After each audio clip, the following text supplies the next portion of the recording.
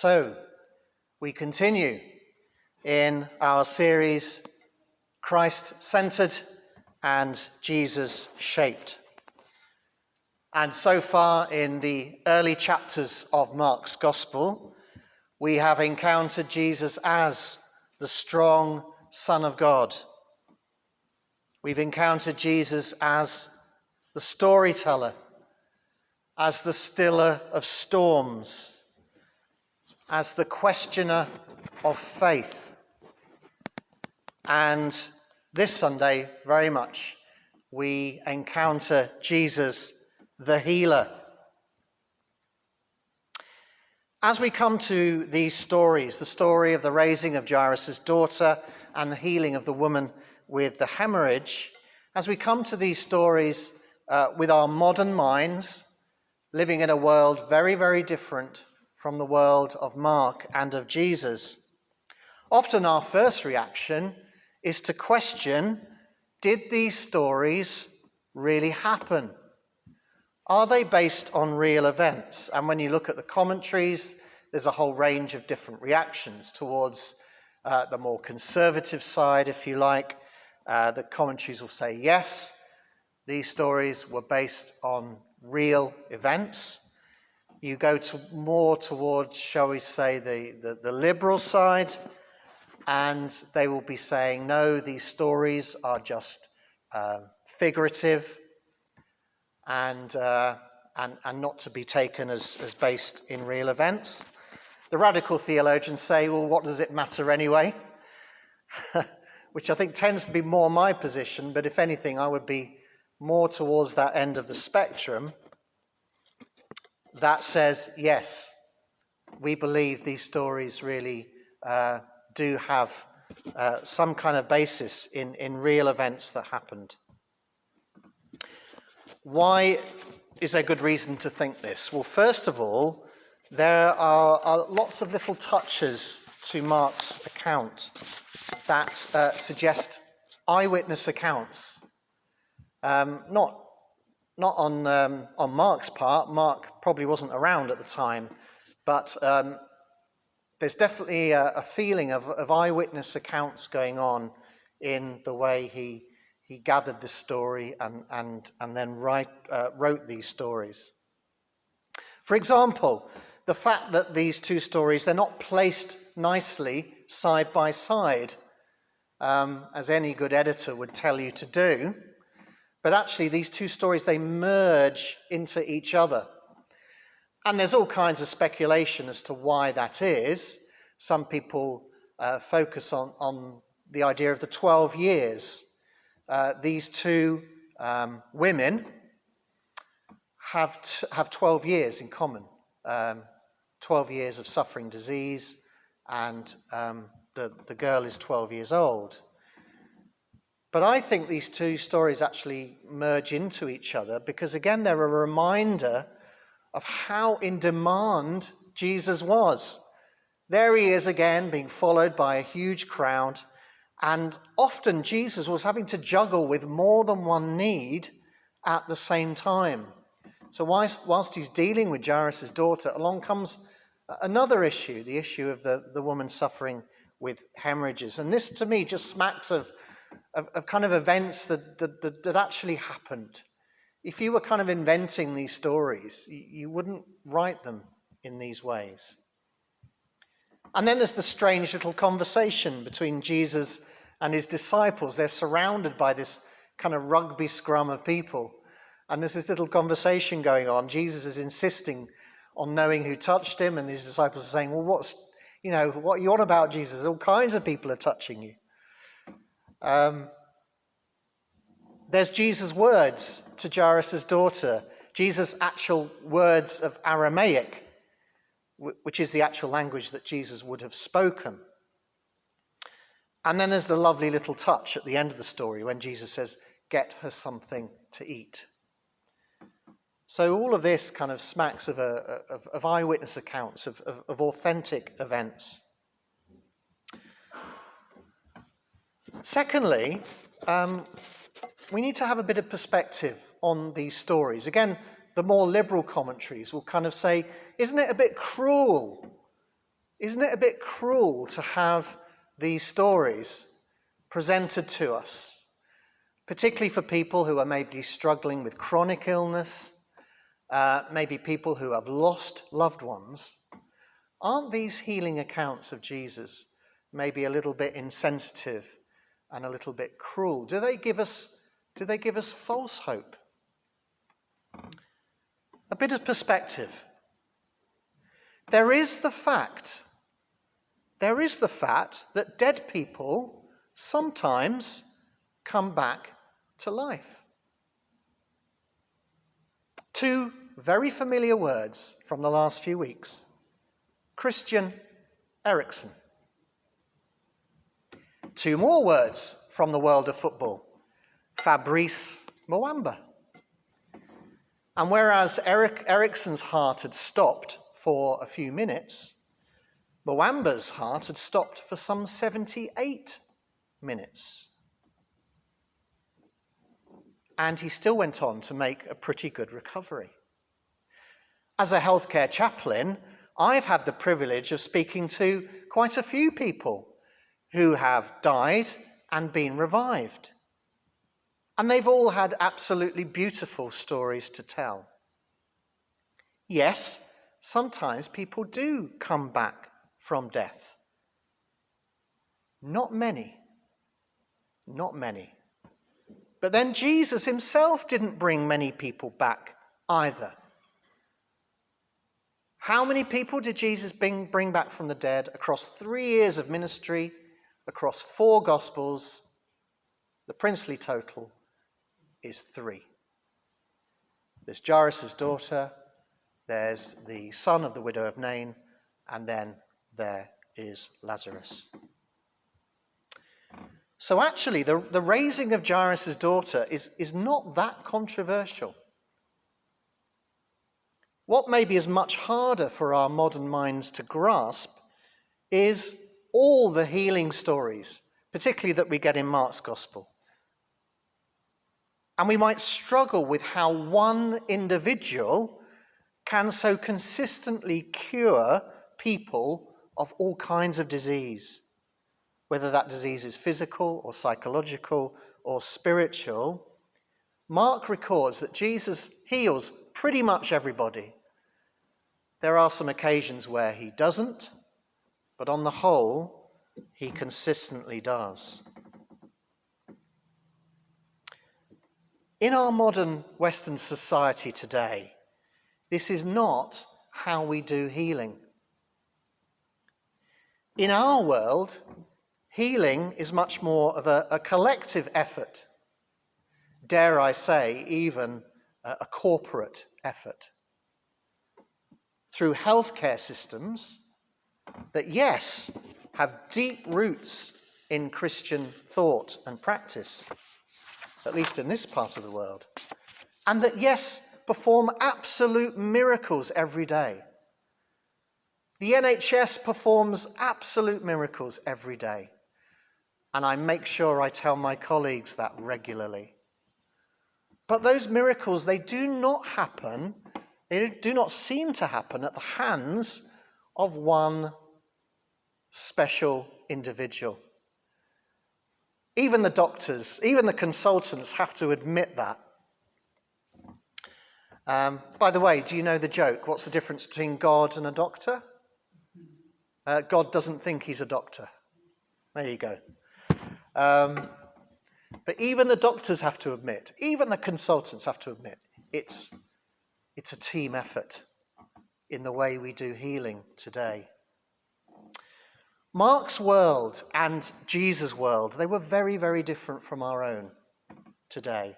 They didn't have anything like the NHS or any kind of healthcare system. Yes, they had doctors, and Mark mentions these in our reading, although in the case of the woman with the hemorrhage, these doctors didn't seem to be very good. But in addition to doctors, Mark's world and Jesus' world had all kinds of wandering healers who often called on all kinds of supernatural powers to bring healing and wholeness to people. And in that sense, Jesus wasn't that unusual in terms of the times that he was living in, although Mark is at pains to tell us that Jesus' powers came fairly and squarely from the one true living God. So having gone through all of that, through establishing a little bit of perspective and understanding a little bit about our context and the context of Jesus and Mark. So actually, if the story of the woman with the hemorrhage and the story of the raising of Jairus' daughter are not that unusual, why is Mark bothering in his short gospel to use so much ink and papyrus in relating them? What actually is Mark really wanting us to understand about Jesus, beyond the rather obvious fact that he was a very powerful healer? Two things. First of all, Jesus' healing is a listening healing. Jesus' healing is a listening healing. When the woman with the hemorrhage touched Jesus' cloak, and Jesus felt power go out of him, why was he so insistent on knowing who it was? Wasn't it enough that the woman had received the physical healing that she craved? Jesus could have just let it go, but he didn't. Clearly, there was another need. And that need on the part of the woman, that need was to tell her story. You see, true healing is not just about being physically well. True healing is about being reconciled to ourselves, reconciled to our stories, reconciled to our communities. And so this woman, who because of her condition had lived as a pariah for 12 years, she needed to tell her story. She needed to hear her story for herself, and her community needed to hear her story also. And that's why Jesus did not let it go. He waited and waited and waited until finally, in fear and trembling, the woman emerged from the crowd, and as Mark recounts, she fell down before him and, quotes, told him the whole truth. And it's then, once she's told her story, that Jesus can pronounce those beautiful words of healing and reconciliation. Daughter, your faith has made you well. Daughter, you're no longer a stranger. You're no longer a pariah because of our purity laws. You're back in the family. Daughter. And then your faith has made you well. Isn't that interesting? Your faith has made you well. Not my power, but your faith. I'll say a little bit more about that in a minute. Go in peace and be healed of your disease. Why, even today, does our very hard up NHS still spend millions of pounds, not only on doctors and surgeons and nurses, but also psychologists, counsellors, and yes, even chaplains, millions of pounds on chaplains across the UK. Why? Because true healing also involves speaking and listening. They are an integral part of a journey into true wholeness and true reconciliation. And we see that in Jesus again and again and again. Look at many of the healing accounts and notice how Jesus listens. Notice how Jesus engages, and notice how important it is for people to tell their story. Secondly, as well as encountering the listening healer, we encounter in Jesus the compassionate healer. And again, this goes back to so many of the beautiful details that Mark gives us, particularly when it comes to the raising of Jairus' daughter. The way Jesus comes along Jairus, and despite the fact that everybody's saying, oh, your daughter's dead, there's no hope, don't bother the teacher anymore, Jesus comes along Jairus and with those lovely encouraging words, do not fear, only believe. The way Jesus doesn't take all of his disciples with him, but he only takes Peter and James and John. The way he gets rid of the crowd, this crowd of professional mourners who had already turned up at the house. He gets rid of them. And he takes only a few of his disciples to safeguard, I think, the privacy and the dignity of this young woman. The way he takes her by the hand, there is touch involved. And those lovely words, little girl, get up. Or I love Tom Wright's translation here. Time to get up, little girl. You know, like you do in the morning when you draw the curtains. Time to get up, little girl. And then again, that lovely detail of right at the end, Jesus says, get her something to eat. This is Jesus, the compassionate healer. So what is our response to these stories? We're all coming to these stories from very different places with very different experiences.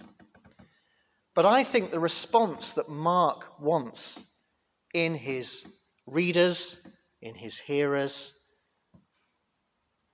the response that Mark wants in us today is the response of faith. And yes, faith is important in both stories.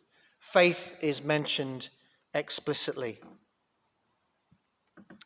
Jesus, the healer, then and now, he can extend to us all the power, all the listening, all the compassion that we would ever need.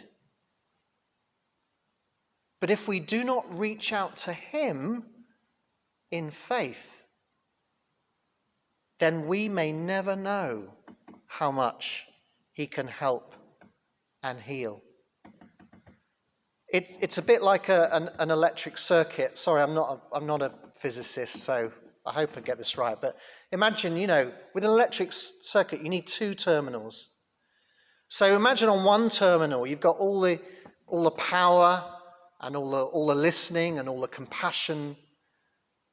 But if that other terminal doesn't come close, if our terminal, if you like, of faith and trust do not come close, then that spark of healing, of reconciliation, of wholeness, it may not ever happen. And that's what I think we're being encouraged to think about and to do by these two stories. Jesus the healer, it seems, he does not like to just do to people. It's not like he just wanders around zapping people with his power. No, he loves to do with people. He loves to do with people, not to people. He loves to partner with us in our own healing and wholeness. And so Jesus is saying to us, have faith. Come to me. Speak to me. Tell me your story. That's the response that he is looking for from us. So whatever our needs for healing today, whatever the world's needs for healing, let us make sure that we are consistently bringing those needs to Jesus with all the faith that we can muster. And in the words of that lovely Celtic prayer made popular by the Iona community, and if we could sing, we would be singing this now. Lord Jesus Christ, lover of us all, trail wide the hem of your garment. Bring healing, bring peace. Amen.